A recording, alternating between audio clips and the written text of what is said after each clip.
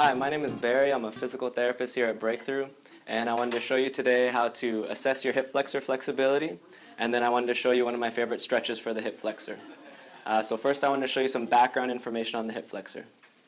So this is the front of your spine here, and here's the front of your pelvis, and this would be your thigh bone. So your hip flexor starts at two different points, at the front of your spine and at the front of your pelvis here. Those fibers come together at the front of the pelvis, and they combine and insert into the front of your hip at this point right here. So if your hip flexor is tight, it can cause a number of different postural issues in the low back, and it could also affect the way that your hip functions. One of the main things it can cause in your lower back is it could pull that lower part of your low back into an exaggerated backward bend here. That can cause a lot of strain on your low back. The other thing it could do is it could prevent your thigh from being able to extend back at your hip. So it could limit your ability to push off of that hip and engage through your glutes, because that would anchor you down from the front of your hip. So I'll show you how to assess to see if you have a tight hip flexor next.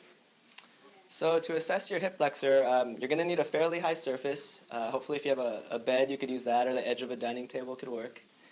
You would start laying on your back, and you'd bring your hips kind of close to the edge of the surface so that your involved hip is almost hanging over the edge of the surface, and your body's going to be kind of at an angle. At this point, you'd bring your opposite leg up and grab onto it, and you're going to pull it as far up towards your body as you can go, making sure it doesn't fall out to the side, but it's going straight up.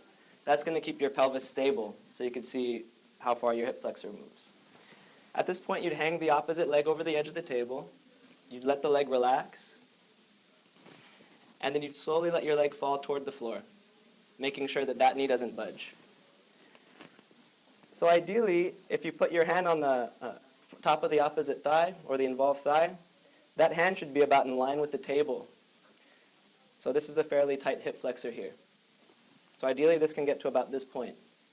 So if your thigh is pretty high above the table, that's a good sign you have a fairly tight hip flexor. So now I'll show you how to stretch out your hip flexor. So if I'm going to stretch out my left hip flexor, my right foot's going to be on a raised surface. You want to make sure that your foot's pointed straight forward and your knee's straight on the side that you're stretching. Before you go into the stretch, you want to make sure that your back is in a nice flat position. So you're going to tilt the front of your pelvis slightly upward, and that's going to cause your low back to flatten. As you go forward, you want to make sure that your low back and spine stay upright and stay in that nice flat position until you feel a light tug right here at the front of the hip. You have to watch out that you don't lean your upper body forward, that you don't arch your back too much, or that your pelvis doesn't go forward and you leave your ribs behind. So you want to make sure your ribs and pelvis come forward together until you feel a light stretch. So hopefully that gives you a little bit of background information on the hip flexor. I hope this helps you out. See you next time.